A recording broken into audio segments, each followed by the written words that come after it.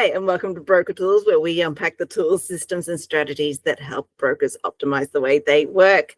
I'm Katie, your host, and today we are talking about how to drive more leads using Google reviews and AI chatbots.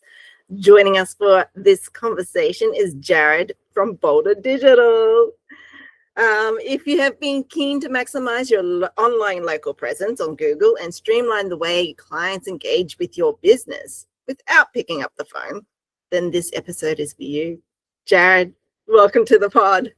Thank you. That was such a beautiful intro. I love hearing people's intros. And to be fair, like I used to write most of the intros, but I've now got GPT to a really good sweet spot that it now knows how I write, and it now knows and I kind of feed it some information, but I now don't really have to tweak too much. It's a really good place to be. But again, this is, AI modeling at its best. 100%. I've got one that I've modeled off the way that I email, and it just makes me so happy because now it doesn't, have the semicolons or the M dashes and other random things like that, but it also knows that I like to be direct and just try and get to the point. And so it does a really good job of that as well. But your intros are on fire. I love jumping on podcasts because everyone has their own spin on how they see someone. And I like that as well, because it's interesting to see how the people that you meet and make friends with, how they like to see you and the way that they see some of the things that you're doing. And, each time I jump on one of these, it's always really nice to just kind of go, oh, that's how they think of me. That's really nice. Well, I obviously, and you and I have known each other probably now a year or two. Shout out, Victor. Thank you. You're the king of always introducing me to awesome people. And I had a great network of people and in Go High Level. And this is particularly why we met, because you were working alongside Victor in Go High Level. We've already had a conversation with Anthony from FuseMate, who also does Go High Level and just around Go High Level as a system. But when we were talking to Anthony, there's all these people who do Go High Level, but they do it all differently. So how you run your business with Go High Level is completely different to the way that Anthony does it. And sure, Anthony does also AI chatbots and Google reviews, but he's not like, that's not his specialist niche. He actually is really better at that content dissemination process, if that makes sense. And so the way I think about it is I've met all these cool people, and I've met them all through different, ways of doing it. But I'm not ever really like locked off to someone just because they are Go High Level or not Go High Level. Do you know what I mean? I think it's one of the best things to do, because we do builds for agencies all over the place, US, Canada, UK, here in Australia. And what is really cool about that is you see how different everyone runs their things. And I guess, again, why I love High Level, I really do. And they sponsor me at the moment. So I'm not just saying that because they sponsor me, but, I genuinely love everything that they're putting together, because remember even 5 years ago or 10 years ago to now, the amount of different tools that you would ultimately need to try and get to talk to each other or zap to one another, or Pabbly or whatever you want to use to try and get things to talk. It's so nice to actually have something now that has most things talking to one another.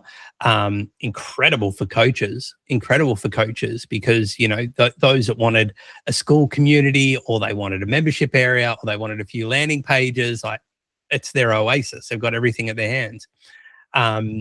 The cool part of it is I meet people that have a High Level account, and they're like, I want to do like an NDA. I want to do a non-disclosure agreement because I don't want you jumping in there and looking at all of our stuff and coming up with ideas.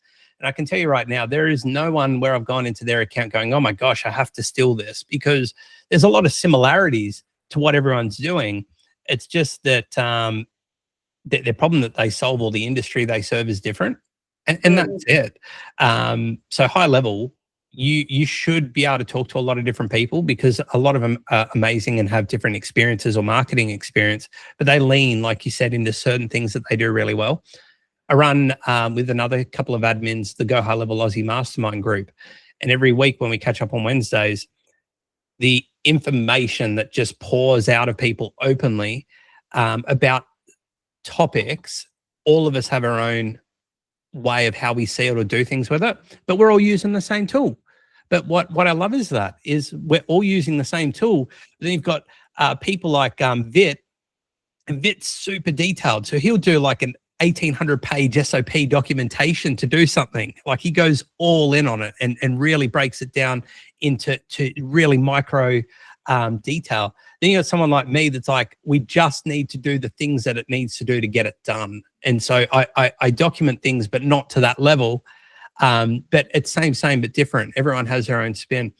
And I think that my annoyance is when people hear about people that say that they do marketing or automation, they put everyone in the same bucket, and they really shouldn't, because we all have the things that we do really well.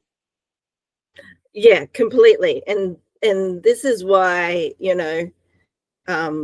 actually I recently released Victor's podcast, because we were just talking about, how brokers are using podcasting to grow their business. But when it came to getting other leads, we went with you, because you were really great at that whole, Google My Business, and even local mastheads and other brand awareness. At that time, AI chatbots weren't really as awesome as they are now. So we didn't really implement that because, no, that's not true. We tried to implement it, but back then when I was working with him, it sucked. Bit of a so it's obviously changed a lot since then. A skateboard with a wonky wheel. Yeah, like it was there, but it still needed a lot more fine tuning. And so we obviously killed that process fast, because it just wasn't really like fruitful for us, and it's changed. And then in the end, we also used FuseMate as well, because you're not the content disseminator. He had the podcast, and that was not your field of service, but you did do that again, Google review part. So it was I guess at the end of the day, why we're having this conversation is because of Google reviews, because of also how far AI chatbots have come along, and how, brokers like Victor, like anybody else, are now starting to really use it to optimize. But before we go in and start rabbit holing, because you and I are notorious, and to be fair to the audience, we've already chatted for half an hour before we even started the podcast, because we're just that hardcore of a nerd. But let's kind of go back in time to early day Jarryd. Where did he start? What was his kind of career before getting into this? Blazing. I think that would be like a great starting point. Oh, I think that the thing that one of the nice things that I take as a compliment from people is they go, "You're not afraid to try something new." And I see this in my daughter as well, hence why there's a guitar behind me, because she's taken it upon herself that now she wants to learn guitar. A few years ago, she wanted to be able to sing. She's wanted to try dancing. She does basketball. And I really admire that about her, because she's trying different things to see what she likes and what really revs the engine.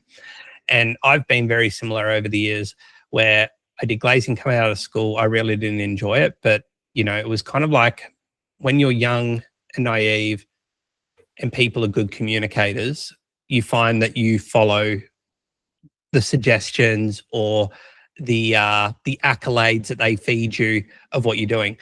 I got asked to go out there with one other guy named Jai.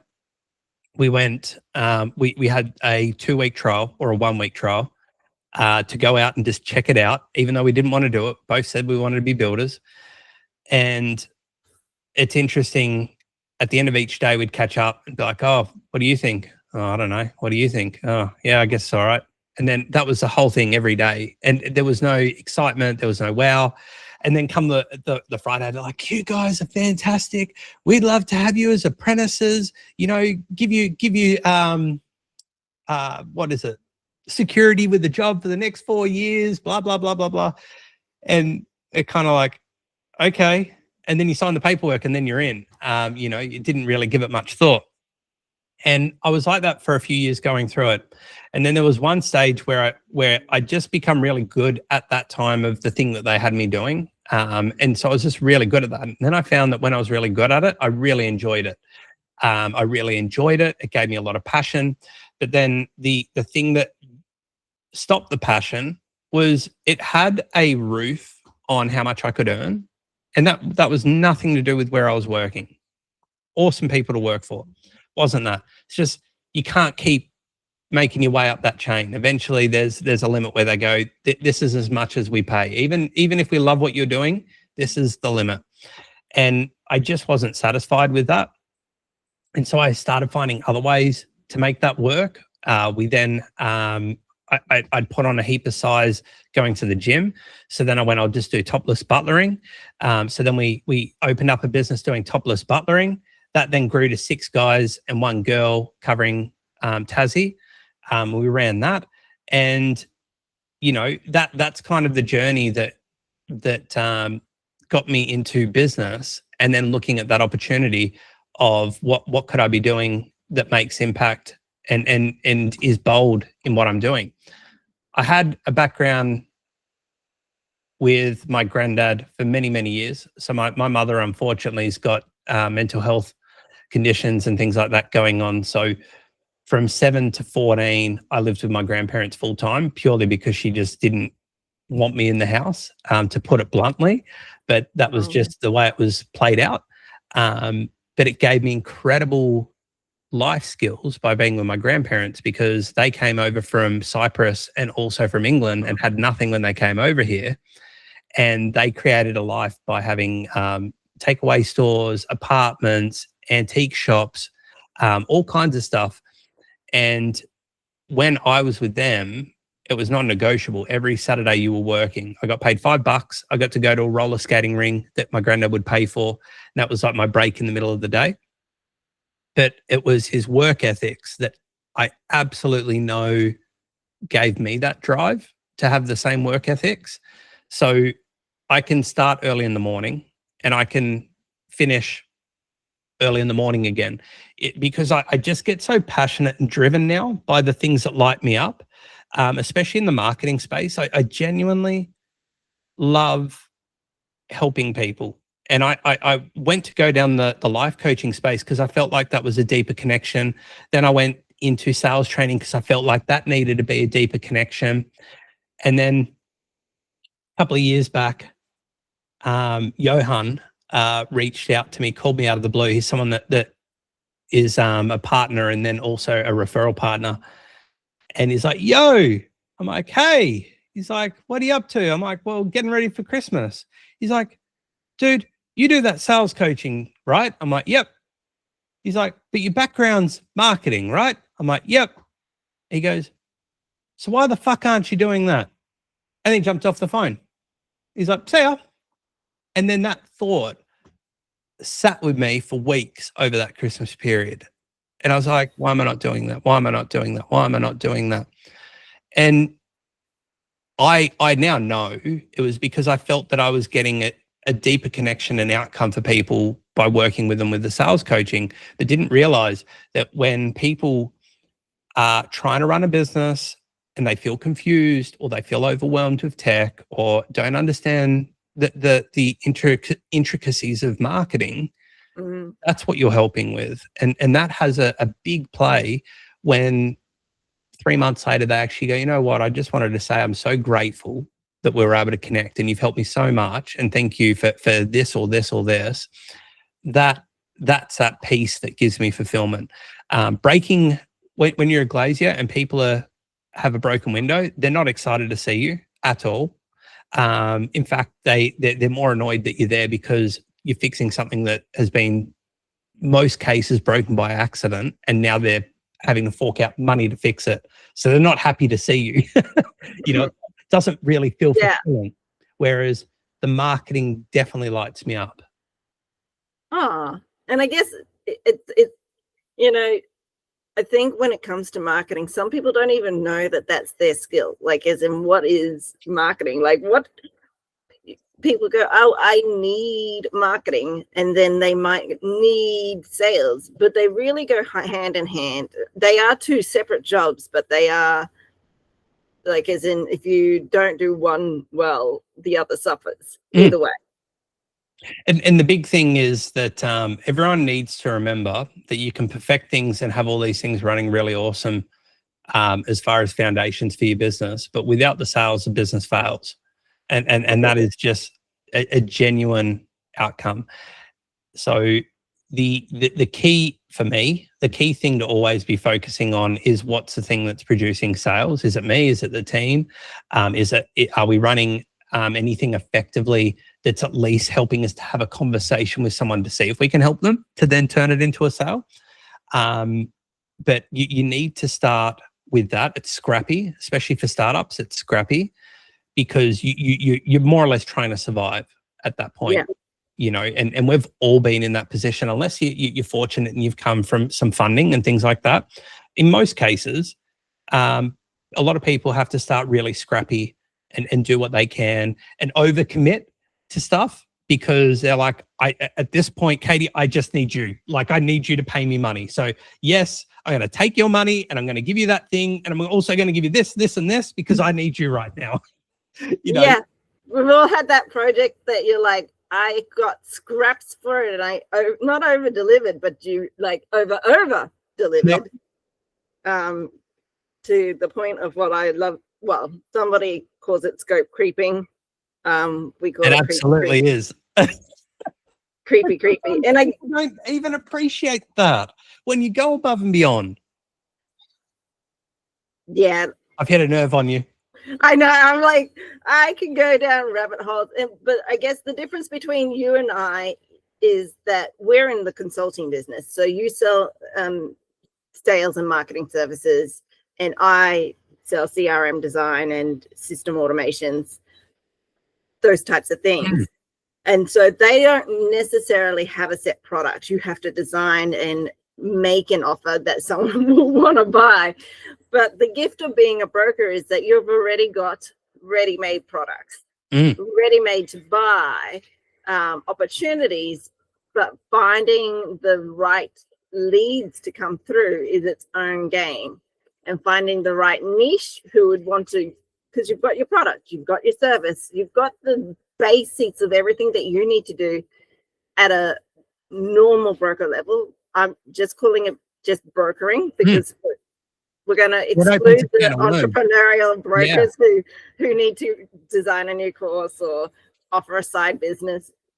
We're just talking about brokering because it just creates too many rabbit holes. But from a, you already have your product, you already have your service. It's now trying to get it into the hands of somebody who wants it. What would you do? Like, as in, I know that Google Ads is probably not Google Ads, Google Reviews is one of your favorite places to start. Well, the reason why I think it's a great place to start is because you're always in challenge of the big banks, always. And little known fact, they've got a lot more money than what you do. And so they always have the marketing budget to push out other people when they want to. And that's so different to big box retailers being able to do that to the smaller guys. They just have the bigger budgets to be able to push it out. So then what you need to do is go, right, well, what are some ways that we could effectively advertise in our local market where we can actually get some runs on the board and get some visibility? And I've worked with a lot of brokers, and I'm sure that if you're listening to this, you're going to go, well, I can do more than the local market and I can do all over Australia, and you absolutely can, and so can every other broker. The thing is that you want to bring it back to focus, because I can tell you right now, being in roles like BDM roles, where they're like, you can sell everywhere in the country, as opposed to, hey, here's a little suburb we just want you to focus on. Where the focus goes, the energy flows. And so if you've got too big a focus, it's very hard to get repetition or get runs on the board and get things happening. So you're better off to dial it down. So you dial it down, and then you start looking at then your offering. And then a lot of brokers have a lot of different offerings. They have a lot of options with banks, but then they also have a lot of options with what they can do as far as personal loans, car loans, home loans. They can really open that up as well. So the best thing you could do, and it's not removing all of your services, because we offer a lot of other things outside of our main service that we share with people. The main thing is focusing on the one thing and really getting a good hyper focus on streamlining that to try and get it as good as you can. And then when you've got that running well and you've got money coming in and you've got everything set up with standard operating procedures so that it runs well time and time again, day in and day out, you've just got a really nice system of how that comes together, then explore those other services. So then explore breaking out from the home loan market into personal loans next or car loans next, but focus on one first. And so ways that you can do that, first of all, is referrals. Right? Referrals are massive. We've got a mortgage broker that's on the Central Coast in New South Wales. They came to us wanting more leads, more conversations. I said, there's people that are literally talking to your clients every day that you could potentially form a partnership with.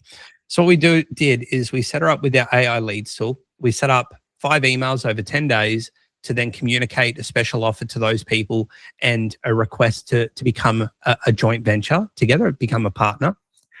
And I still remember when she got her first one, she was so excited because all she had to do was find relevant people that were talking to clients, her potential clients. And then it was just autopilot. But a lot of people don't realize that things like this exist. And again, it's because a marketer will sell the shit that they do well because they focus on one thing primarily, like what I'm sharing here.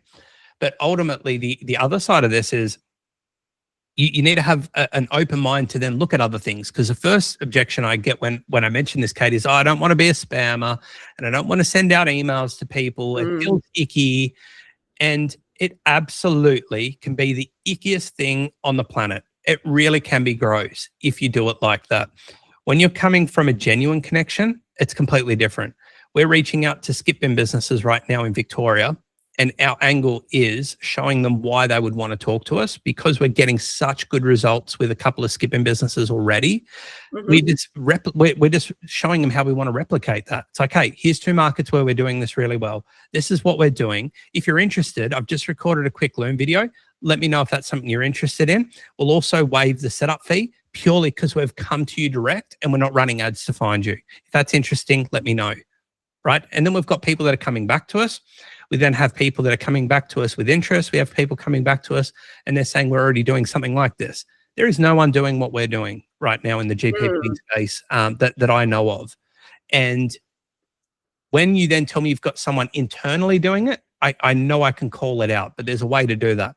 So naturally then, all I did there was run an audit where we could show visibly how they were showing up in the market. And they'd already watched all the videos that we shared with the breakdown on how the service works. So now they've gone from where they thought they were doing well to then the reality check of, oh, maybe things could be a bit better. No different to a broker reaching out to a referral partner, because some of these people already have referral partnerships. They have referral partnerships that they kind of just do because they're there, but then they're a little bit old and tired and they're not actually feeling like they're mutually beneficial anymore, but they're just kind of like, well, it's just easy to give these people to Tom. Like, here's another one for Tom. Whereas if you can prove that you actually have a genuine interest to become a friend and partner with these people, very different. So that one way alone can actually help you to connect with people that doesn't have ongoing costs to it, apart from maybe where you might be doing a referral fee. But most people should be happy to pay a referral fee for a lead coming in and turning into business, because you're only paying for it if it turns into business. So you're ultimately being given a warm lead that you haven't had to run ads for, that you haven't had to go out of your way to warm up, that's coming to you and then has a third-party referral, which then builds credibility in that, right? Yep. Because that person has said, hey, I trust Katie here to take care of you. I'm going to connect you guys up together. That's got to be worth something.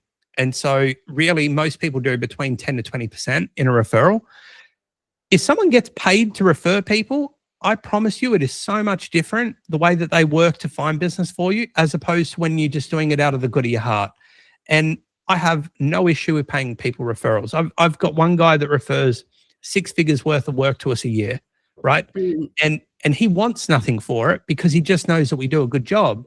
And I'm not trying to incentivize them, but I am, because I always say to them, you're saving me advertising dollars by connecting me with these people. So I'm more than happy to pay for it. Yeah. And I mean, not to keep, look, at the end of the day, Go High Level has a great affiliate marketing part that makes it easier. So if someone came through a link, that would be great. And so you can do like a genuine other form of referral marketing. However, I think with referral marketing, often what I found is that people will also check you out online themselves.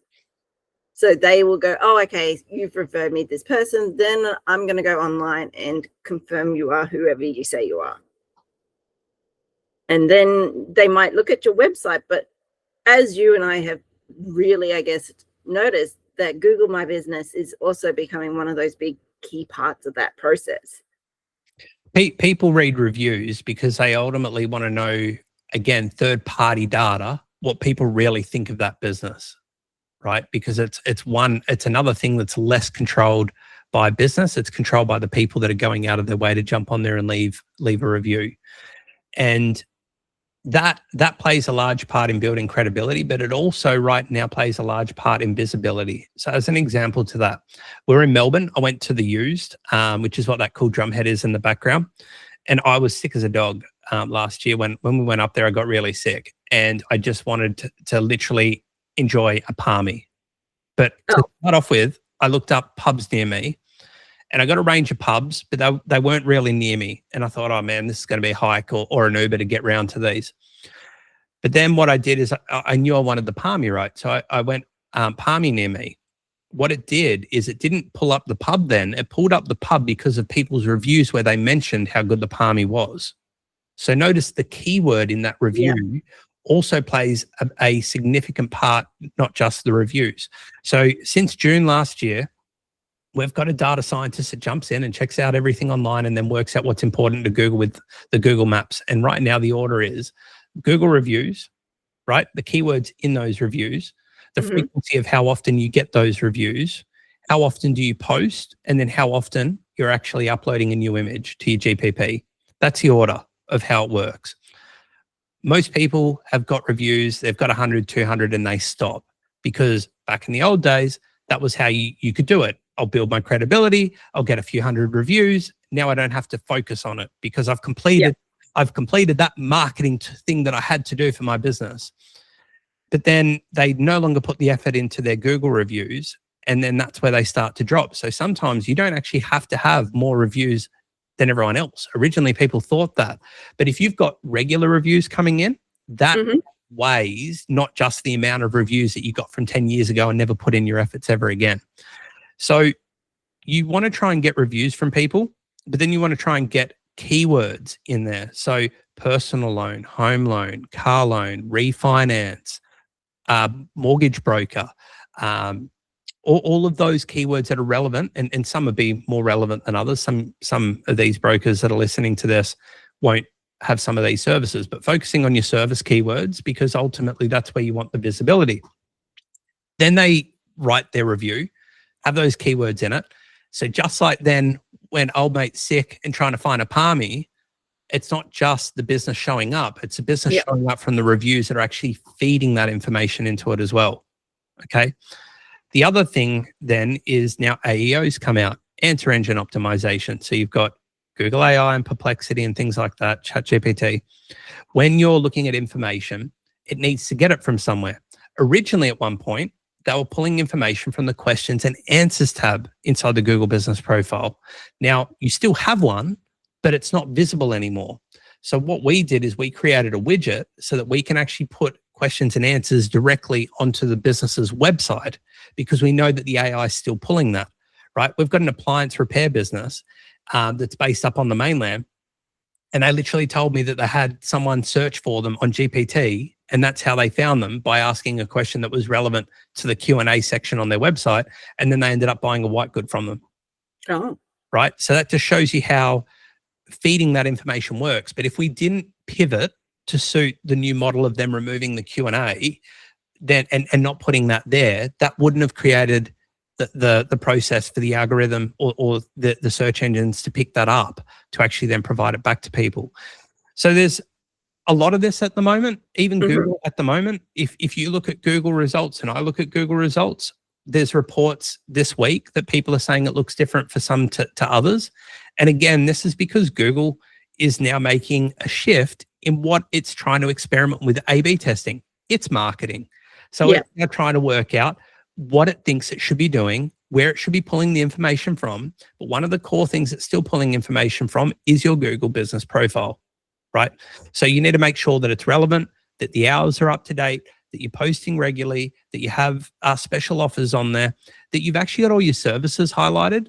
People in like 2 or 3 services on their GPP, and it can take way more than that. It can take way more.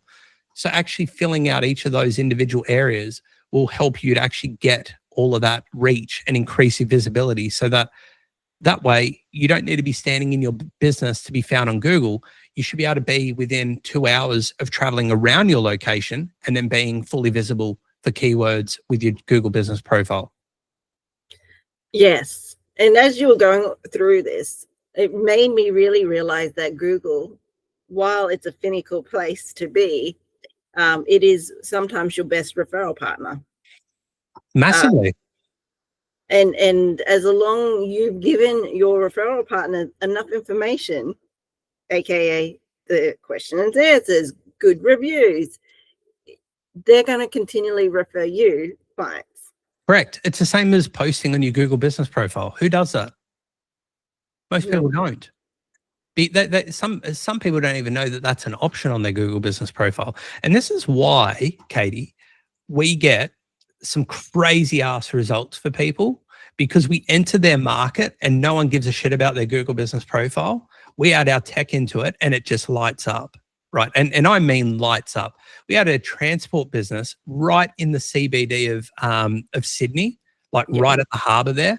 In the first month, they've gone from 20 plus position, so anywhere beyond 20, to then being in spot 1, 2, and 3, right? We then had a skip bin business that had no website, a Facebook page, didn't even have a Google business profile. We helped them set that up.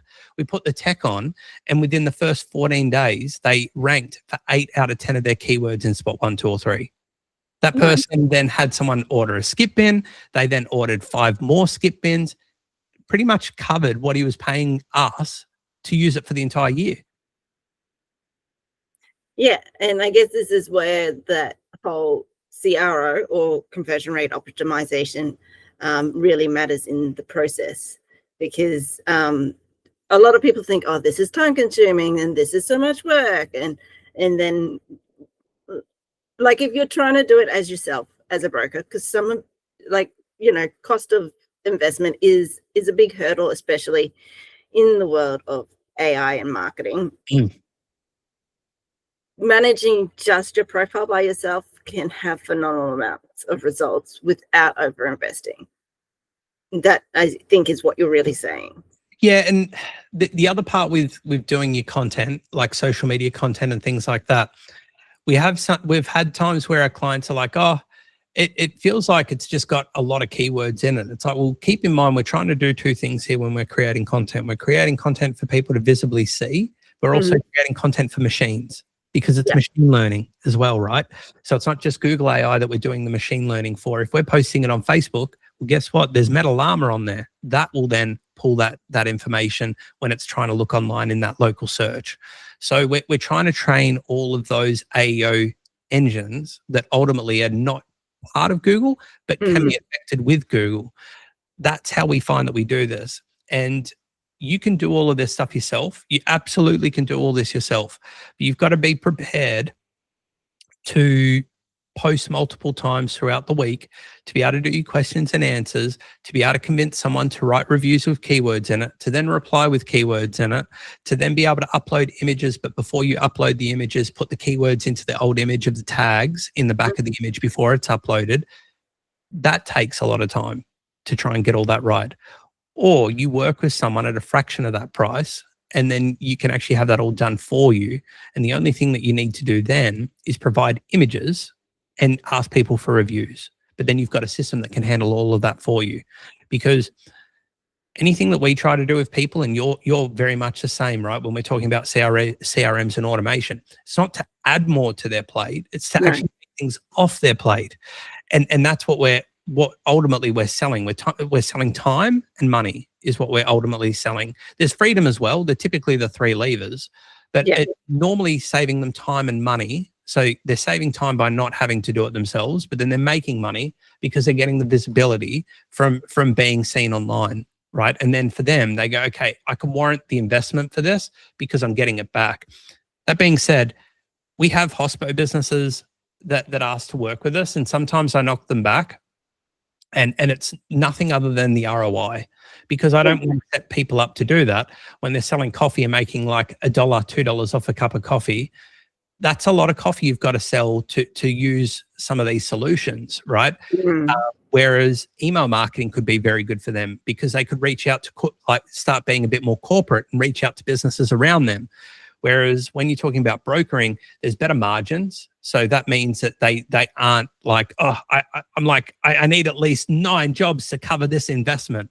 It's way less, right? Because sometimes it might even just be one job that's going to cover that, which then means you're talking about trying to help them find one job every 30 days, which is not a big ask, right? To have the ROI there.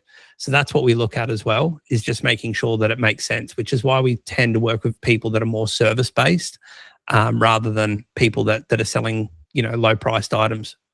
Yes. I was going to go down the rabbit hole of the American, have you seen the Brooklyn coffee? Anyway, let's not go down that rabbit hole because they created a whole mini series. Anyway, we are not here to turn this into a little TV show.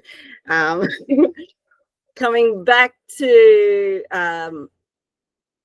what I actually is realizing is, I guess there is a tiny gap in and around getting Google reviews. I actually did a podcast with the guys from Cadam, and they have a side business called Testimonial Donut. So that actually helps solve that collection of testimonial part for you.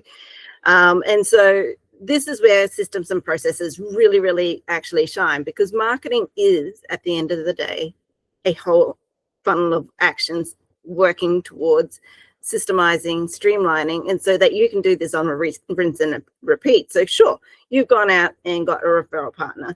They've spoken to you, or you're someone in your lead circle or key interest group have done a Google search and have found your Google business or Google My Business profile, which has hopefully got all these great reviews in it. You've done enough information, content supply that they're like, oh, I understand. I know who you are as a business. I know what you do.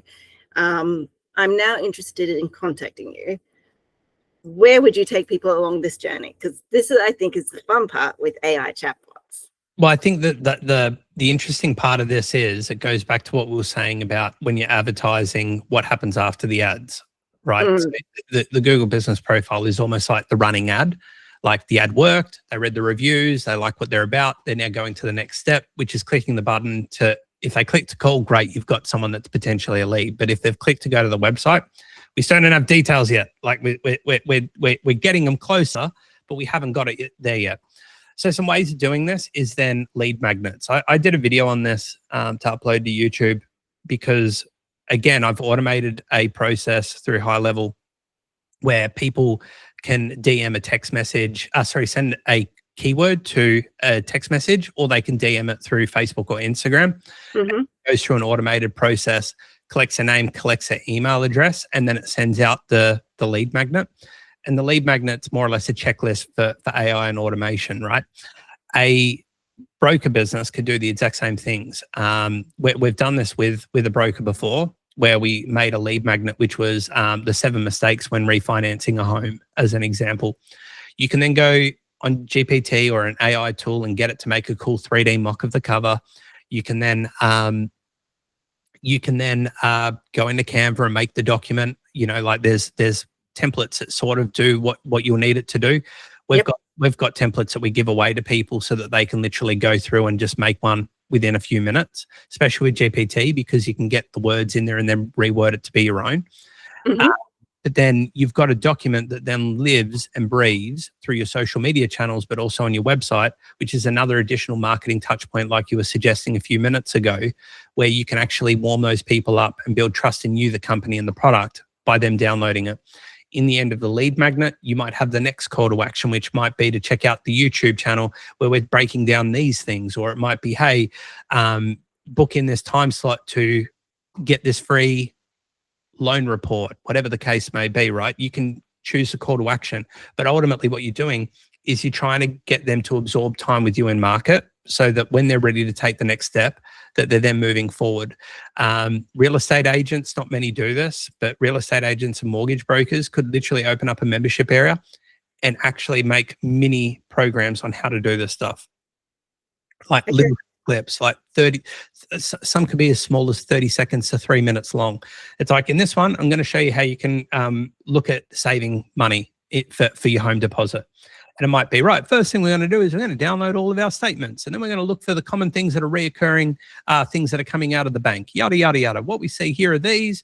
Now what we're going to do is go back to them, ask to speak to their manager, see if we can get a better price. I literally did this years ago. Someone was showing me to do this, going through a wealth program. And it's amazing. I even did it. I even did a deal with Audible. I do not. I did a deal with Audible, and I said, you had me on $9 or whatever it was, and now it's on 16. I would like to remain on the price that I'm on. And they're like, we're sorry, we can't do that. I'm like, I thought you might say that. I'd like to talk to your manager, please. And then they put me through to the manager. I spoke to them, and what they were doing, they were manually going in each month and changing the price down for me. Now that's Audible, Katie. What?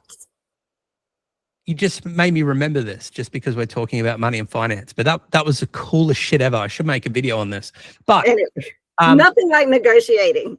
But that's the power of this, right? Is even that's a video that hashtag every broker is now going to make a video and steal this from me after they listen to your podcast. Yeah, but right, here's something that I've tried. Don't say that. And I think this is a live experiment. Like, and you should do some basic testing. Like we talked about other little testing things that we were before we even started the pod. But you have to start with something small. You have to start with something educational that helps people, because there's just too much gaps in the understanding of what it is you do. So you need to break that barrier down to make it easier for people to go, yep, I'm the right person to help be of service to you. Correct. And with that lead magnet, right, you can then break that into a chatbot to take over that conversation. Once you've gone through and you've got their details, you can then break it into a chatbot to then stay in contact with them. The benefit of a chatbot, and we do voice and chat. My preference wouldn't have been chat years ago because it was rubbish. Whereas now I think that it's where it needs to be, to the point where when you're running ads or running anything that starts a conversation with someone, and this is great for brokers to know, we have people that will pick up the phone and call a lead within 3 minutes of them putting in their details. Why? Because most of them will still be doing this on their phone at that stage, right? Because they've just been on the form and filled it out. What we found was people still weren't answering the phone, even though you were quick to try and give them a call, right? If you leave it too long, it pretty much is impossible. Whereas when we had the chatbot reach out to them and go, hey, are you looking for more information or are you ready to book a call? It didn't matter which option they chose. We just wanted them to actually respond to us so that it could then go into its process of qualifying that person and booking in a call, to the point where 80% of our calls that are booked now are purely done by the chat agent. Nice. The reason why that's powerful, or I believe it's powerful, is because a voice AI still doesn't feel personable, right? You don't feel like you're connecting like you and I are talking now. Its message absolutely still feels personable because the way that it replies is still very human-like. And so it does feel very real. I know that even when I've been on sales calls for our business, and they're like, oh, yeah, I don't think that stuff works. And then I can pull open the tab for their contact and go, this conversation that you had, they're like, yeah, that was completely done with the chat agent. And they're just like, oh. So that's why I think chatbots work extremely well. The other part is by having a chat agent on your website, sometimes your website's your brochure. It's meant to sell who you are and what you do really well and your contact details. Sometimes it doesn't always hit the mark for people when they're looking for specifics. Whereas when you've got an AI agent, it gets better over time because you'll see someone ask a question and it'll be like, it didn't answer that very well. But then you'll provide it that answer. And then next time when it gets asked that question, it then knows how to respond to it. So over time, you're actually leveling up your chat agent to be more qualified at handling inquiries or questions that are coming through. But by doing so, then that agent can help have that conversation, qualify them, and potentially book them in as well. Which I guess is like this whole world of optimization. Like you're trying to reduce the friction of one, getting a lead, two, you need to give enough information so that they actually know that you're the right person to do the job, especially in the world of brokering. Like trust is paramount. Yeah. And you're not going to get trust just by having a really blank space of we do brokering. We've had a lot of conversations along the different pods saying you have to pick a niche. Like it's at the end of the day, people need to talk to people and they need to feel the humanness behind it. Because if you can't feel the humanness, then things kind of, go wayside, and it's becoming more and more important, and it's becoming more and more relevant in the world of AI. And by, what we were saying earlier with having referral partners and having your landing page or even just your Google My Business all up to date with the right amount of information so that that person can say, yeah, I'm actually going to invest my time and energy to go to their website. I'm going to invest my time and energy to chat with their chatbot. It makes so much more difference because it is all an investment. Correct. And it's an investment of their time as well. So you need to be providing enough value where they actually want to give up their time. And time is one of the easiest things to get people to give up, but they still don't want to give it up freely. No. And even as a broker, yourself, you don't have time for half the stuff. And so if you're super busy, just imagine your clients. That's right. How busy their minds are too. That's right. And the reality of this as well is most people that are dealing with this industry, if they're looking at home loans and things like that, they're generally available outside of hours, which is when you're not. Well, you shouldn't be. Is the reality. You have the family lifestyle or personal lifestyle that allows you to take that time off. And correct. And this is where the AI chatbot, if you don't yet have the time, can actually help supplement so they can give you time. It is absolutely that. I remember last year we were running the chat agent and we watched a bloke have a conversation with our chat agent and book in a call while we were watching a Jack Jumper basketball game in the lounge room, right? And that is so good. Like that is such a good feeling, knowing that you can comfortably leave an AI chat agent to actually have that conversation and then know that it's going to be able to handle it and book in a call or handle objections while you're still living your life and being able to enjoy things like watching the basketball and things like that, because you don't want to be doing that at night. I know I used to before AI, where I'd then all of a sudden be there on autopilot talking to people. I don't want to do that. No, yeah. Sorry, I was having flashbacks to my day as a social media communications manager. Because like when a post comes up and a comment comes back and you anyway, having AI chatbot obviously really helps bring you that peace of mind that obviously what the world is really high intense. You have to be on it. You have to be communicating. And what AI is actually affording people is this break where you've actually trained it to do some empathy things. I know that sometimes AI is even better at empathy than humans because it'll notice it a little bit better. Sometimes. I agree with that. Depends on the person, because some people have a personality of a brick, and when someone like that's in business, it's very difficult to try and share any empathy towards someone, whereas an agent can pick up on that relatively pretty good.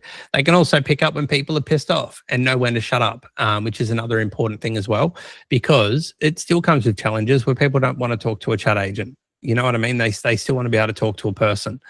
And the key thing there is it's It's helping you and your clients to help provide them with a service in times where you're not available, Mm-hmm.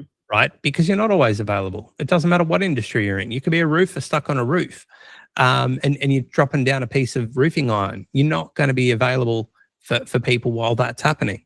And it's no different to a broker than being in a meeting with a client. You're not readily available to respond while you're in there. So it's not there as a replacement. It's there as an aid. And then the aid kicks in where it needs to, and then the human takes over from there. Yes. And I think it doesn't really matter if you're actually onboarding a human staff member versus an AI agent staff member. They're both actual staff members for you. And sometimes either staff member may not be able to handle the inquiry to the fullest, and it needs to come back to you. But by having the buffer there, by having that system and process in there for you, it really does give you the space to actually build out your business so that it can grow in the way that you need to. Because as a human, you only have so much time and energy in the world to do all of these things. Plus, so lead generation obviously is one of your key pillars, but then servicing the client and making sure those settlements occur, that's the larger part of your business. And it's better that you focus on that area than the upfront stuff. Yeah. Well, once you've got those things in play and you've got good repetition in your lead sources and things coming through, then it's where you get to do what you do best, you know, as opposed to then freaking out trying to scramble to try and find new business each month. It's it's them being able to handle what it is that you do really well. Yeah. And then a lead gen person or a marketer, you came into that role to be able to help people with financing. Yes. And I was telling Jarryd this before the pod. I'm always amazed by the value of what you as a broker do with lender policy, like the if this then that, finding that right lender, that whole mechanism of finding the right opportunity. It's a big job. And I do not have time to map it in my own head. And so hiring you to map that for me as a client who might want a loan, that's the peace of mind that you give people. I think that there's so many ways that it can be stripped apart. It's just working on the things that move the needle, and you don't have to do things perfectly. A lot of people get caught in that, and that's why they don't move forward. It's being able to go, right now, if I just did this thing, it would make a big enough impact in what we're doing right now. And then just start with that. You know, it's better to start than not start at all. You know, I've seen people that have these incredible ideas and then they just don't push the go, and then it's too late by the time they go to do it. Or new things become available where they go, this would make this thing better. And so they continue to sit there trying to make it perfect. A lot of the time untested, and they don't even know if people want it. And then they put it out in market, put all of that time, all of that money, sacrifice to get there, to then find out it's a flop. I just don't want to do that with myself or anyone that we're working with. Yeah. If you were to suggest, I guess, a starting place around, you know, Google reviews, or Google My Business rather, and AI chatbots, even if it's just 3 simple actions, what would you suggest? So the first one that I'd suggest is asking for reviews, because a lot of people say that they ask for reviews. They don't really ask for reviews. As an example, get yourself an NFC card. If you see people, you know, in real life, get an NFC card. And then that way, when you're asking for the review and they're all pumped up and they're all excited about the finance that you've got them, it's very easy for them to then leave a review because they're still feeling that emotional charge of how you've helped them. Whereas what you'll find, and every one of you would have experienced this, someone goes, yeah, I'll leave a review. And then a few days pass and you reach out, you feel like a broken record and you never get the review. So it's trying to make it very easy for people to leave reviews. So the review cards work really well. The other thing that you then want to do is make sure that you're emailing the review link to people as well. So, you know, have it so that you're in front of them and you're asking in your email so that you're trying to get it. Don't make your review process part of another process. I see a lot of people do this where they go, I've got it in my invoice at the bottom. that's not telling them to do it. That's just going, if you feel kind enough, it's there.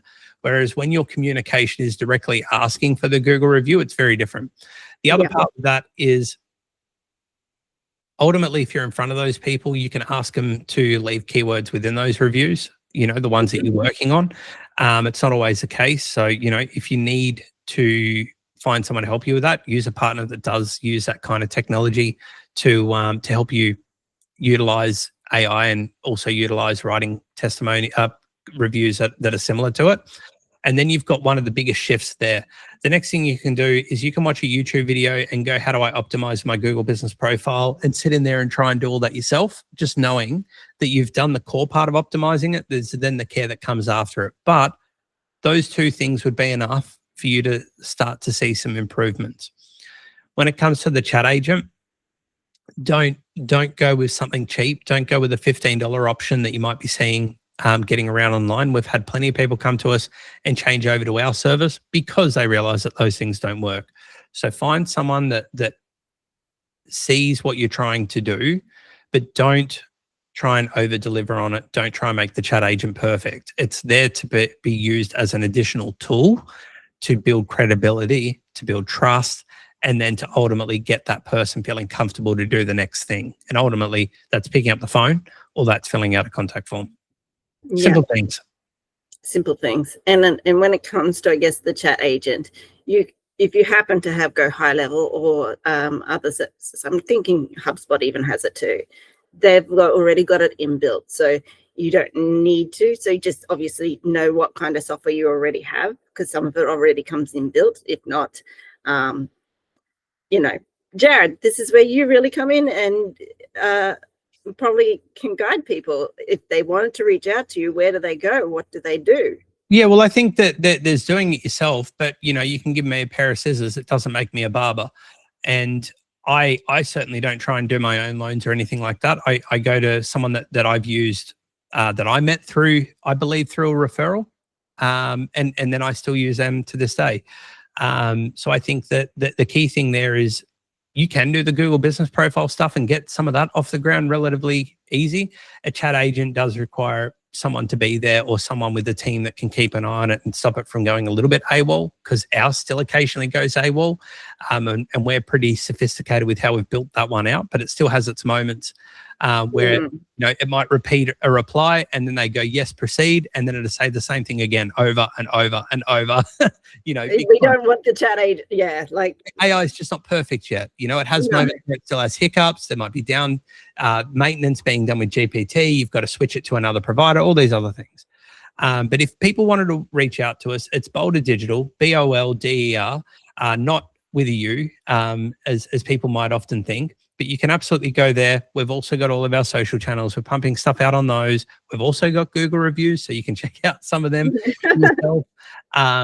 But ultimately, that will be where we would love to have a conversation with you if you are genuinely looking for a partner that wants to really try and help where they can. We don't promise it like massive outcomes. We don't sell hope marketing.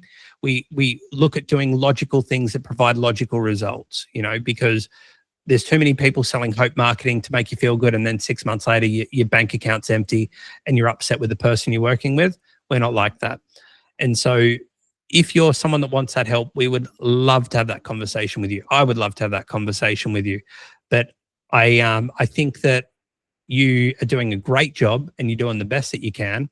And there's a lot of free resources. Don't get caught up in them. Just focus on a couple of things that can move the needle. And if you would love to have a conversation with me like I would you, I'd be more than happy to. Perfect. Thank you so much for joining me on the pod, Jarryd. I really appreciate it. Thanks for having me. Having the conversation. You're welcome. So if you want us to have another conversation about anything that we've already talked about, please feel free to have your comments below. I will also have the details to Jarryd in the link down in the comments section below. Not the comment section, the description section. You know what I mean. We know.